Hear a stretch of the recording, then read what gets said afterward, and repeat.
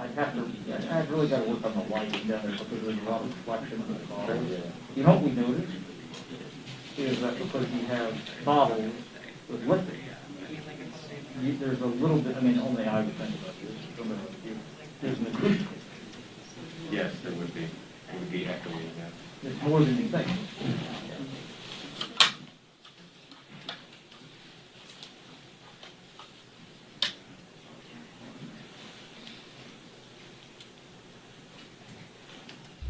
It's not all cameras.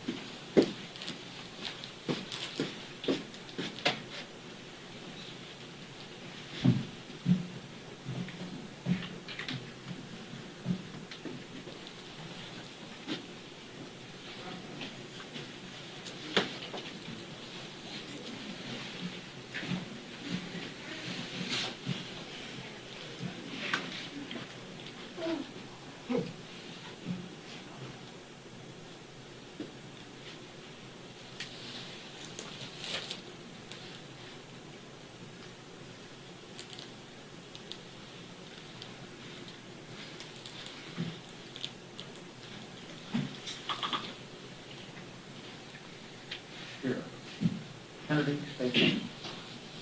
When Houston? No, before. It was, yeah, Tom, yes. Houston.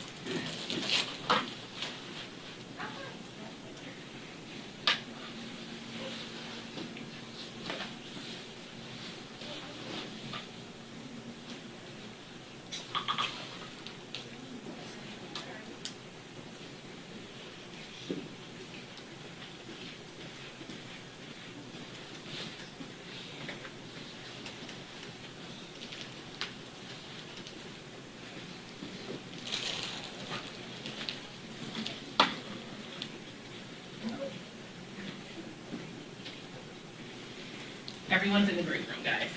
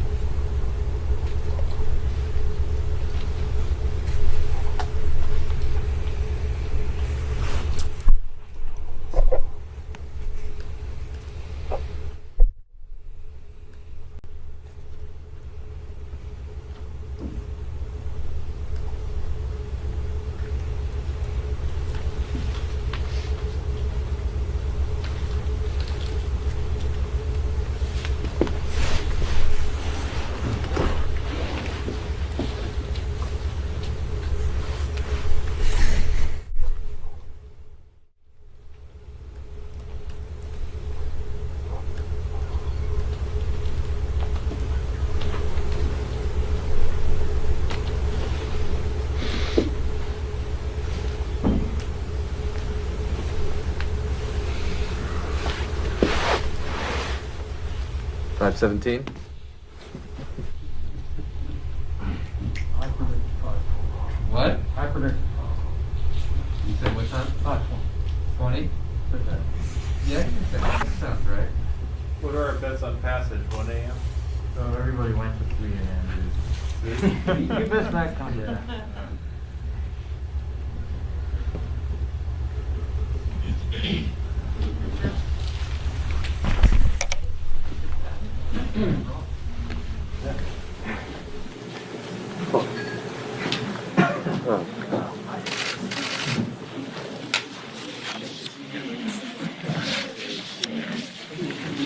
Is Mondaire here?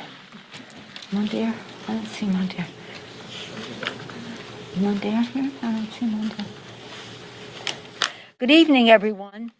As we end this week, we think back to how we began when our country crossed a very sad number, and that was that over 500,000 people had died of the coronavirus, and so many millions more have been affected. Tonight, we are in Rules Committee awaiting their product so that we can bring to the floor legislation that saves lives and saves the livelihoods of the American people. It's a great day for us. When we take this vote, we will take a vote to reduce the spread of this virus, to put, as we keep saying, vaccinations in the arms of the American people, money into the pockets, children into the schools, workers back into their jobs, so that we can go forward. I salute President Biden for his American Rescue Plan, which will do just that, rescue the American people. The loss of jobs, the loss of income, the loss of life, first and foremost.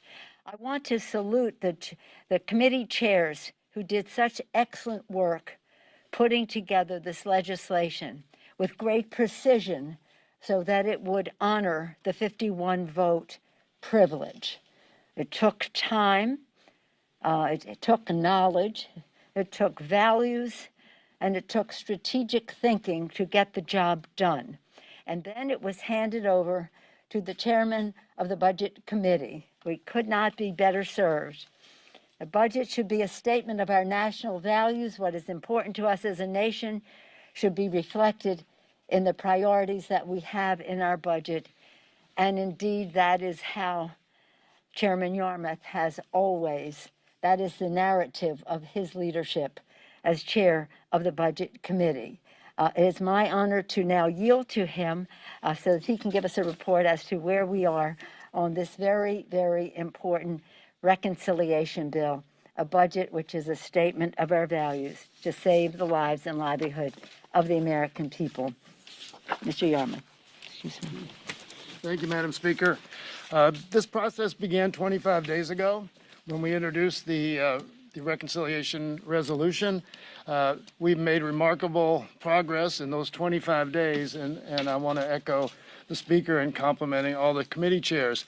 When you think about the committees that have been involved in this process, everybody from the Agriculture Committee to Energy and Commerce to Education to Science to Veterans Affairs, across the board, you realize three things. One is the breadth of the impact of the pandemic in both personal and economic terms, the many ways in which the pandemic has affected this country in virtually every corner of society, and finally, third, the magnitude of the response that's required. And I think that's what you see reflected in this legislation, an incredible piece of work that deals with the pandemic in all of its manifestations and in a way that will truly be effective in not only stopping the virus, stopping the pandemic, helping our citizens get through the economic challenges that they've had, and also then helping our state and local governments in rebuilding the economy, getting set to rebuild the economy. I think you also realize why this piece of legislation has such broad support. Just this week, a poll, 76% of the American people support the bill, 60% of Republicans.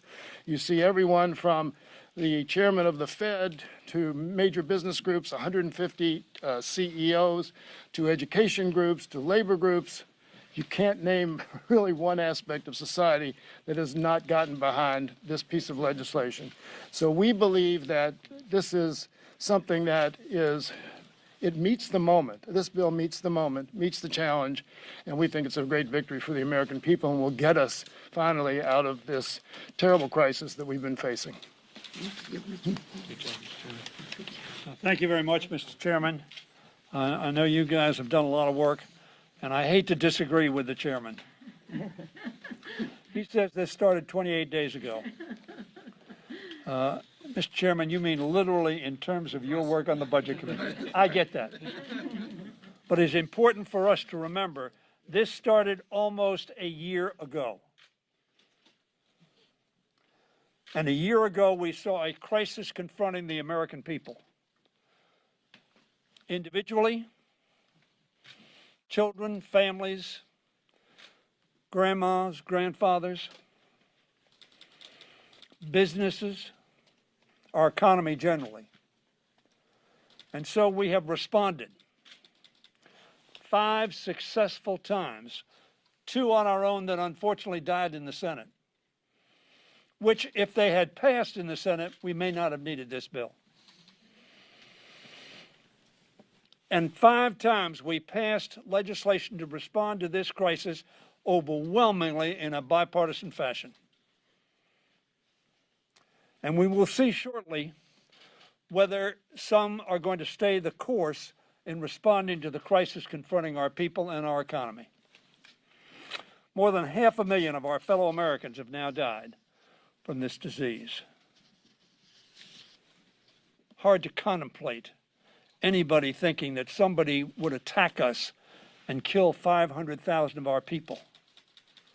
But that's what COVID-19 has done. 10 million more Americans are out of work than at this point last year. Today's vote is a crucial step in our fight to defeat COVID-19 and build our economy back better. I hope we will see the Senate passed version return to the House for final action within the next 2 weeks.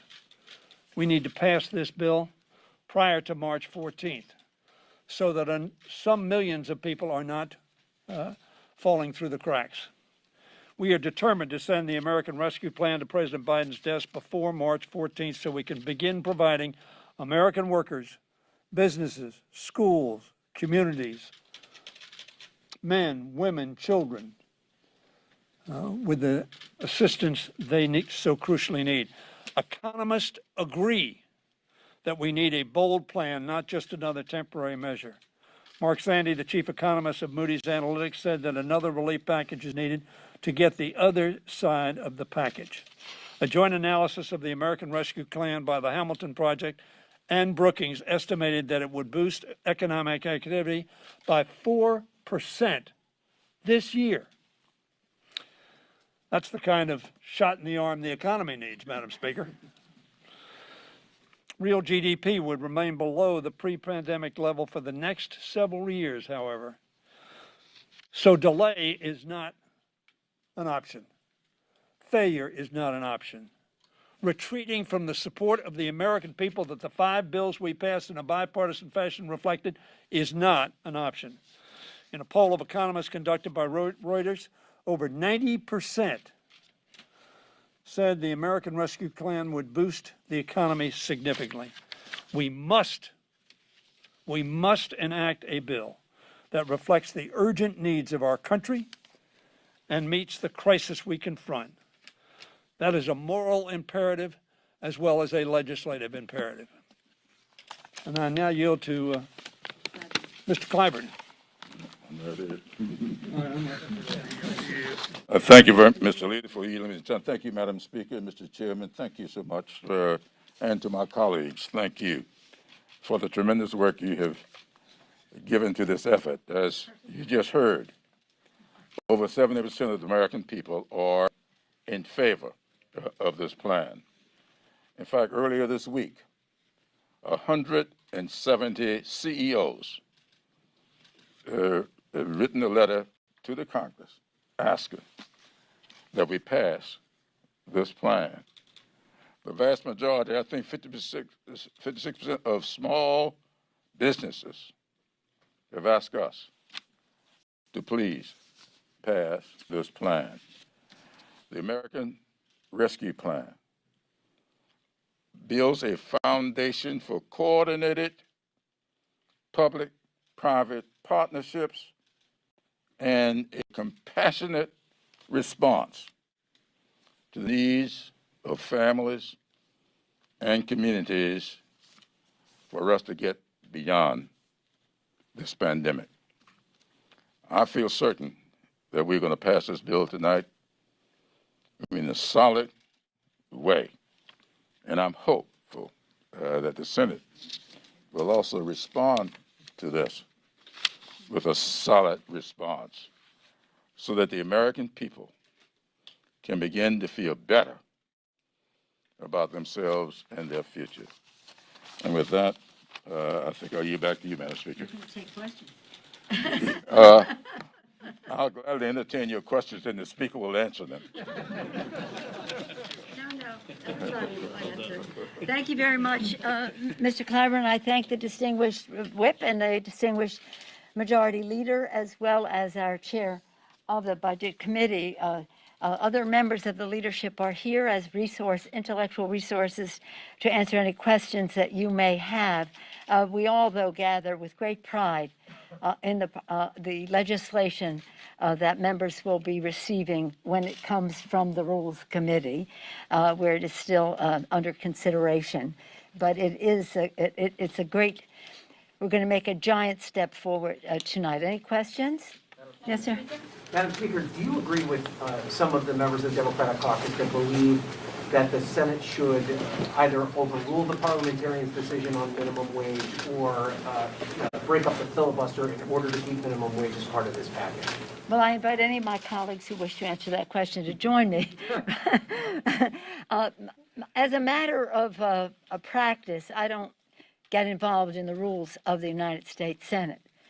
But as a matter of values, I can just say we will not rest until we pass the $15 minimum wage. We have been engaged in the fight for 15 for a long time. This is legislation that affects a majority of women. So over 60% of the people who make the minimum wage are women. Many are moms. And it is so essential for us to do this. And whether it happens when we send this over there, we are sending it as a symbol of a difference it'll make in the lives of the American people. But not just a symbol, but as a solid proposal. If it doesn't prevail because of Senate rules, we will persist. But we will not stop until we very soon pass the $15 minimum wage. Any other comments that folks want to make on that subject, on the minimum wage? Madam Speaker, Yes, ma'am. do you think that this issue specifically, raising the federal minimum wage, that it is an issue that can cost Democrats the House and the Senate in 2022? There's going to be a level of apathy that develops among people that voted to send Democrats to Congress in hopes of bold change, and will argue that Democrats aren't doing enough to make this happen. No, we are determined to make this happen. So I don't want to answer a hypothetical if we don't have it. We have come here to get this job done. Mr. Clyburn, did you want to speak to that? Do I want to? Okay. No, we are going to do this. I think that the Speaker is correct. That's why we're keeping it in our bill. If we were going to be political about it, I think we would all just take it out of the bill. No, we are doing this because we are responding to the American people. We are that body here in the Congress that's closest to the American people. We think that $15 an hour ought to be the law of the land. We'll see what the Senate does. If they don't agree, we will come back with an independent, standalone piece of legislation and we're going to pass it again and hope that they respond.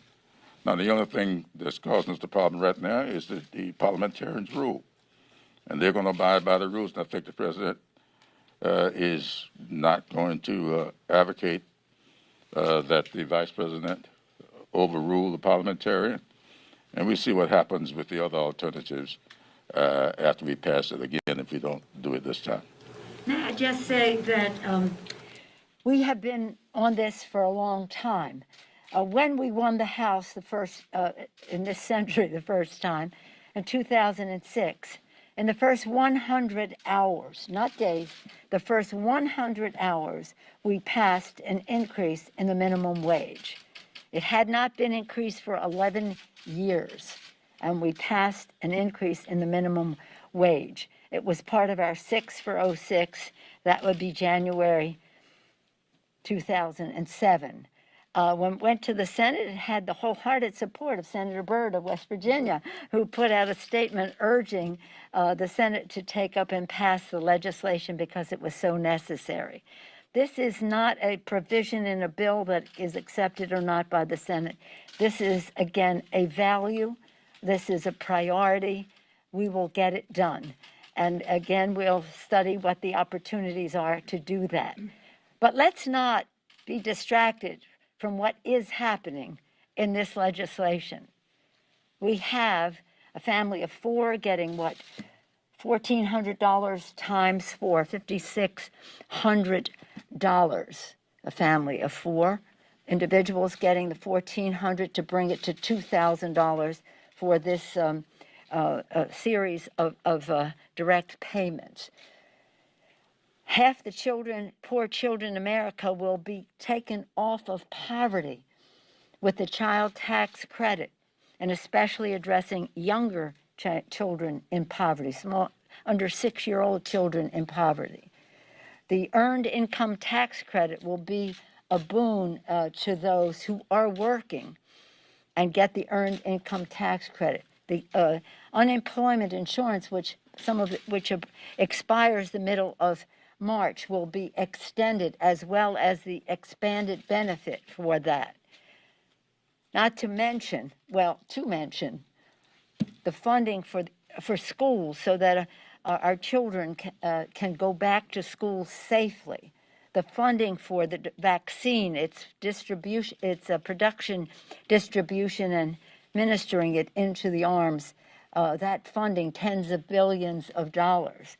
So if you're talking about crushing the virus, this legislation goes way down the road to doing that. If you're talking about putting money in the pockets of the American people, this is going to be a boon for families in our country, working families. If you're talking about getting our children back into school safely, billions of dollars to do just that in a way that is safe and addresses those schools which are in drastic need for better ventilation and separation and the rest. If you're talking about helping the food insecure, millions of food insecure children in America, their needs are addressed with the food security money that is in the benefit. And those who are insecure with housing and on the verge of eviction, the funding is there. A better way to attend to the small businesses and the rest. This is a spectacular piece of legislation. While the Senate has prevented us temporarily from passing one aspect of it, let us not be distracted from what is in here, because it is a great bill. Any other comments on the bill? I just have one comment on the electoral implications of this, Eva. I think the more important question is, what kind of price are the Republicans, both in Congress and outside, who have opposed this help to the American people, opposed raising the minimum wage, what kind of price are they going to pay? Yes, sir. Is that your sales pitch to the progressives in your caucus who 2 weeks from now may have to vote without having the minimum wage? Is that what your It's not a message? sales pitch. We have a consensus in our caucus that we're here to get the job done for the American people. This isn't about any sales pitch. This is about who we are. And so many of the aspects of the bill have been constructed by our members. We think it's It's a great opportunity for our country. And you'll be able to pass it with or without minimum wage? Absolutely. Yes, Madam sir. Speaker, Question. Madam Speaker, when the bill comes back, Who called on you? Did somebody? I'm happy to yield, I'm happy to yield. You looked at me, I couldn't, I'm happy to yield. No, okay, go ahead. Well, thank you. When the bill comes back, obviously there will be changes. Do you fear that some in your caucus will look at this and say, we want the perfect bill, and the perfect could become the enemy of the good? Is that a concern when it comes back, and that represents some divides in your caucus? No. Explain why. No. You asked a question. I viewed it as a yes or no. No. Does anybody think that there's any chance that we do not pass it? I mean, there is uniform support for this transformational legislation in the House Democratic Caucus. There is no fair to partly cloudy view of the American Rescue Plan.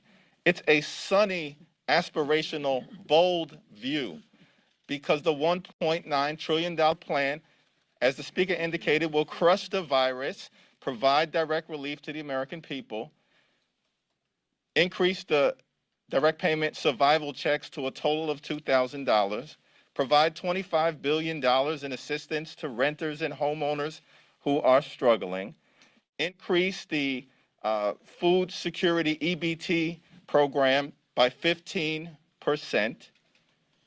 provide $350 billion in state and local assistance so we can protect public programming, public safety, public health, public education, public housing, public transportation, and the provision of the public good. And those are just the highlights. That's not the fine print, because it's a once-in-a-century pandemic, and the caucus, under the leadership of Speaker Pelosi, has recognized, with the full support of everyone, that it requires a once-in-a-century continuing, comprehensive, and compassionate congressional response, and that's exactly what the American Rescue Plan represents. I think that our unity around this bill comes from the stories that we've heard in our districts. And I just want to use one woman whose story has come to my attention in my district, and how transformative this bill will be for her.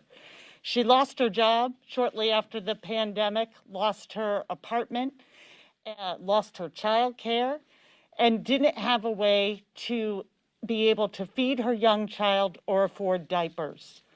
What this bill, and I'm so grateful to the leadership of my colleagues and the speaker, will say to her, one of the 1 in 4 American women who've been forced out of the workforce, one of the people that of the 140,000 jobs that were lost in December, every single one of them was held by a woman, and predominantly women of color.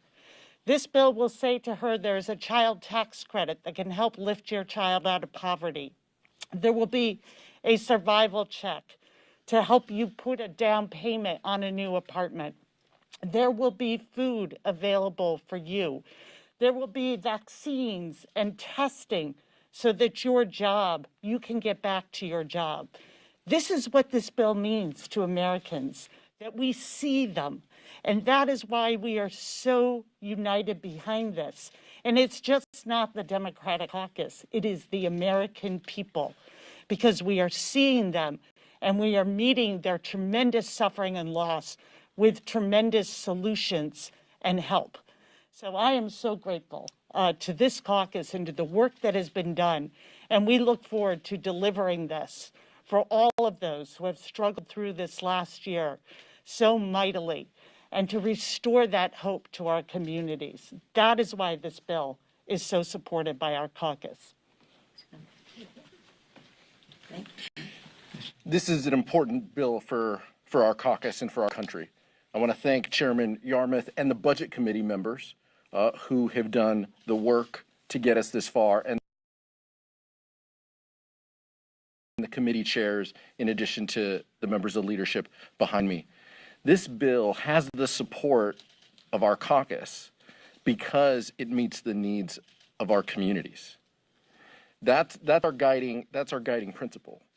And we know that. We know that it has the public support.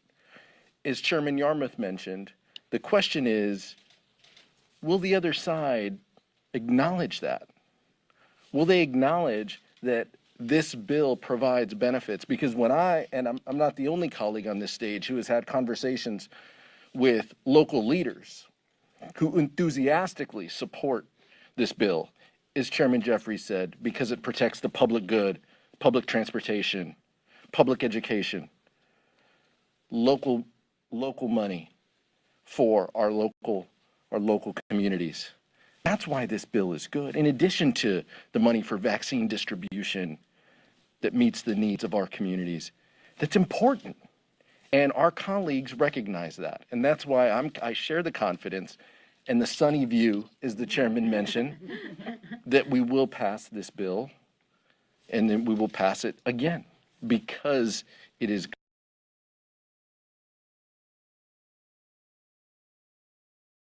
good for the American people. If I can just build on the Vice Chairman's point, add my thanks to Speaker Pelosi, Leader Hoyer, Whip Clyburn, Chairman Yarmouth, who's done extraordinary work, and all the chairmen. But I did a press event today. 3 of the 4 county executives in my district, which is a very conservative district, are Republicans. All 3 support this legislation. 2 appeared with me today. So I think it's important not to miss the broad bipartisan support for this package as soon as you step out of the Republican caucus room. The fact of the matter is that county executives, town supervisors, people on the front lines who are responsible in many cases for administering the vaccine, for being the public health provider in America, they get it. They understand that this is a long, dark night, but there is joy in the morning if we can come together around this rescue plan for the American people. It's not just the Republican caucus that matters. It is the millions of Republican voters who have said they support this legislation. 75% of the American public, 75%. That includes large numbers of Republican elected officials who are on the record saying we need it and we need it now. And so I would point not just to the unity of the Democratic caucus, but the broad bipartisan support for this package. It's a very strong piece of legislation. Thank you, Madam Speaker. Thank you. As I thank my members of the leadership for just that, their leadership in all of this and all that that entails, I also want to acknowledge, as I have, the chairman of the Budget Committee and the many other chairs who were part of constructing this proposal, this legislation. And I want to thank their staffs, because we have wanted to stay on schedule. And that has meant 24/7 on the part of the members, but especially on the part of the staff. So please convey the gratitude of the leadership to the staffs. Now, I also... Along with a lot of Kentucky bourbon. It's talking about Kentucky bourbon. You weren't giving that Big Daddy or Big Pappy or whatever his name is, was it?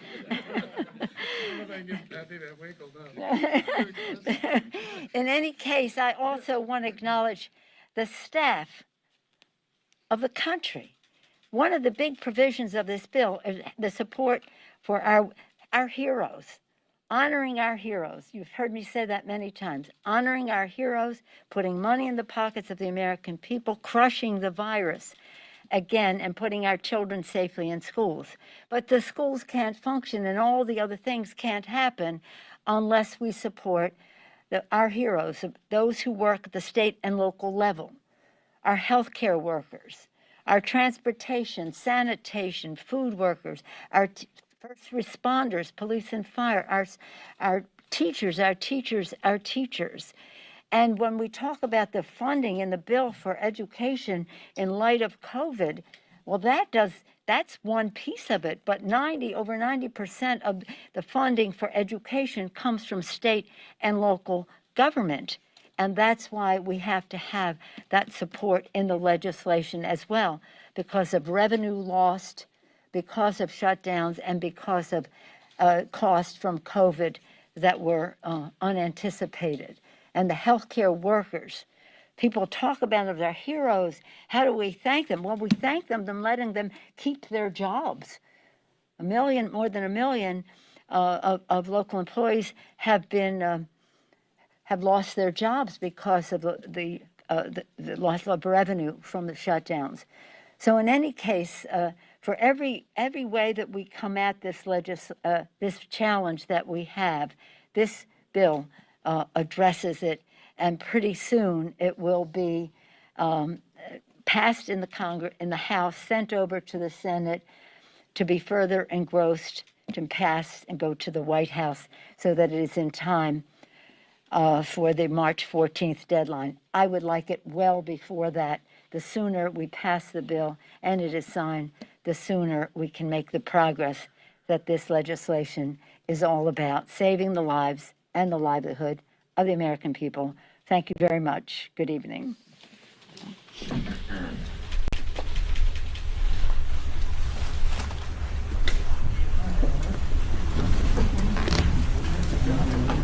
I'm gonna send you an email with photos. Yeah, absolutely. Yeah, absolutely.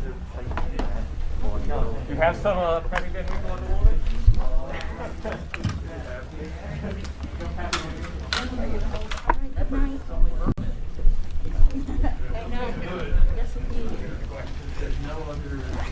Night, everyone.